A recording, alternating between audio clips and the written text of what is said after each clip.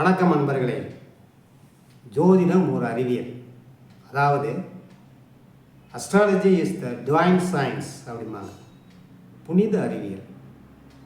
ஆக இந்த ஜோதிடத்தில் தெளிவு பெற்றால் நம் வாழ்க்கைக்கு இது ஒரு வழிகாட்டியாக இருக்கும். சரி நண்பர்களே, இன்றைய பதிவில் நாம் என்ன பார்க்க போகிறோம்னா, ஒவ்வொருவருக்கும் ஒரு மோசமான தசை கண்டிப்பாக இருக்கும்.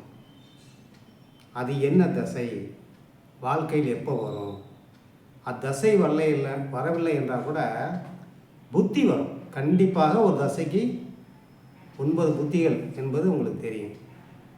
அப்போது எந்த தசை உங்களுக்கு இப்போ நடந்துக்கிட்டு இருந்தாலும் பரவாயில்ல, கண்டிப்பாக அந்த தசையில் உங்களுக்கு ஒரு மோசமான புத்தி கண்டிப்பாக இருக்கும். அந்த மோசமான புத்தி எதுன்னு நம்ம தெரிஞ்சுக்கணும்.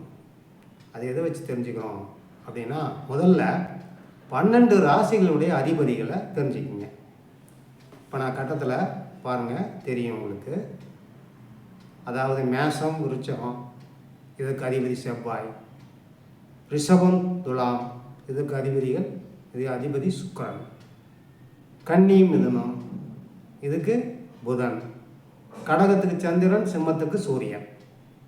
அதே போல் தனுசு மீனத்துக்கு குரு, மகரம் கும்பத்துக்கு சனி. இந்த அதிபதிகள் நீங்கள் எல்லாம் தெரியும். புதுசாக இருக்கிறவங்களுக்கு சொல்கிறேன். அடுத்து என்ன தெரிஞ்சுக்கணும் அப்படின்னா, இந்த 12 ராசிகளில் மொத்தம் 7 ராசிகள் மூலதிரிவன ராசிகள்னு சொல்லுவாங்க. அந்த மூலதிரிவன ராசிகள் எதுன்னு பாருங்கள். மேஷம், கடகம், சிம்மம், கன்னி, துலாம், தனுசு, கும்பம். இந்த 7 ராசிகள் தான் மூலதிரிவன ராசிகள். இப்போ உங்களுக்கு எந்த லக்னம் அப்படின்னு பார்க்கணும். அந்த லக்னத்திலிருந்து வலப்புறமாக எண்ணணும், கிளாக் வைஸ். அந்த லக்னத்தை நீங்கள் ஒன்றுன்னு வச்சுக்கணும்.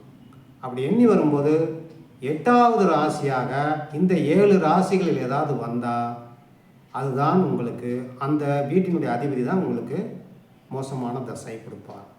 அதை நம்ம என்ன சொல்லுவோம்னா, அதிபாவி, த மோஸ்ட் மேல்ஃபிக் பிளானட் அப்படிம்போம். அதாவது உங்கள் லக்கணத்திலேருந்து 8வதாக எண்ணும் பொழுது அது வரணும். இப்போ ஒரு எடுத்துக்காட்டுக்கு மீன ராசி மீன லக்னத்தை எடுத்துக்கோங்க. 8வது ராசி எண்ணி பார்த்தீங்கன்னா அது துலாமில் விழும்.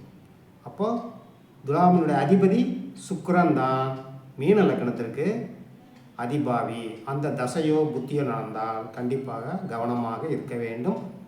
அது நற்பலனை தராது, ஒரு கெடுபலனை தான் கொடுக்க முற்படும். அதே போல் இன்னொரு எடுத்துக்காட்டு எடுத்துங்களேன். கடகலக்கணம். கடகலக்கணத்திலேருந்து என்னங்க 8வது ராசி கும்பராசி. கும்பம் சனிக்குரியன்.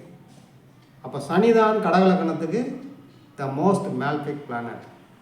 அந்த தசையோ புத்தியோ நடந்தால் கடகலக்கணத்துக்கு ஆகாது.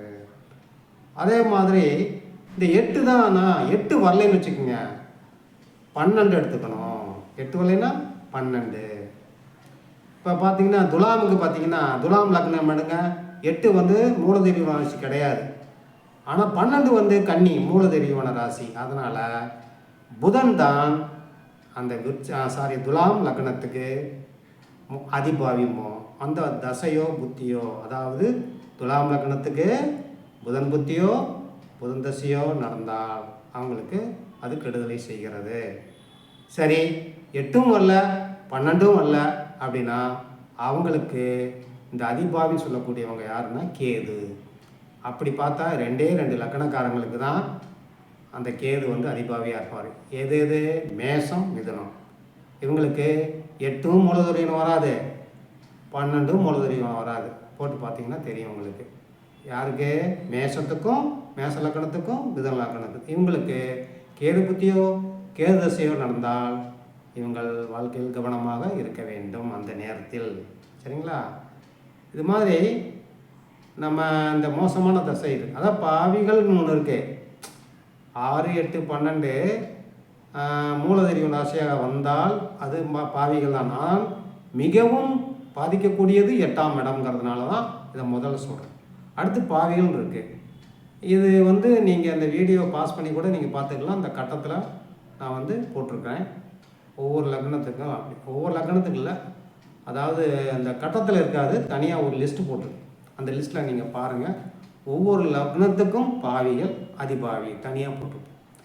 ஸோ இந்த தசை அப்போ அந்த தசை அந்த புத்தி, அதாவது பாவியின் தசையிலோ அதிபாவின் புத்தி அல்லது அதிபாவின் தசையிலோ பாவியின் புத்தி வரும்போது மிகவும் கொடுமையாக இருக்கும். அதனால் நம்ம என்ன செய்யணும், அந்த நேரங்கள் அதுக்கு முன்கூட்டி நம்ம தெரிந்து கொண்டால் அதற்கு தகுந்தால் போல் நாம் என்ன செய்யலாம், நடந்து கொள்ளலாம், முன்னெச்சரிக்கையாக இருக்கலாம். அதுக்கு தேவையான பரிகாரங்களை நம்ம செய்ய முடியும்.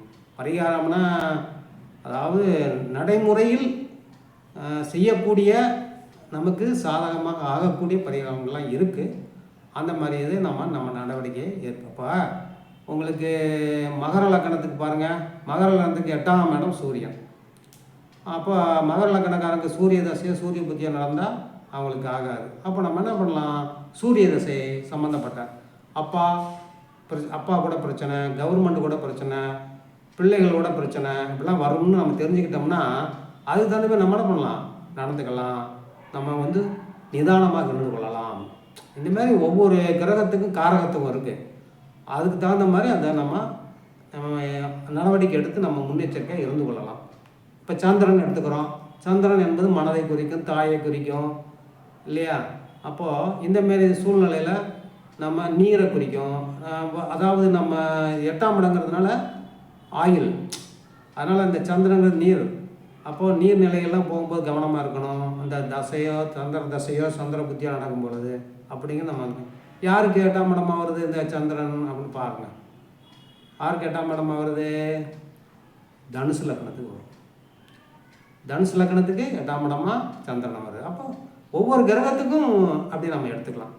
ஸோ அன்பர்கள் என்ன பண்ணணும், நீங்கள் இந்த தசை கண்டிப்பாக ஒரு தசை நடந்தால் கண்டிப்பாக உங்களுக்கு ஒரு அதிபாவி புத்தி நடக்காமல் போகாது. அது நிச்சயம்.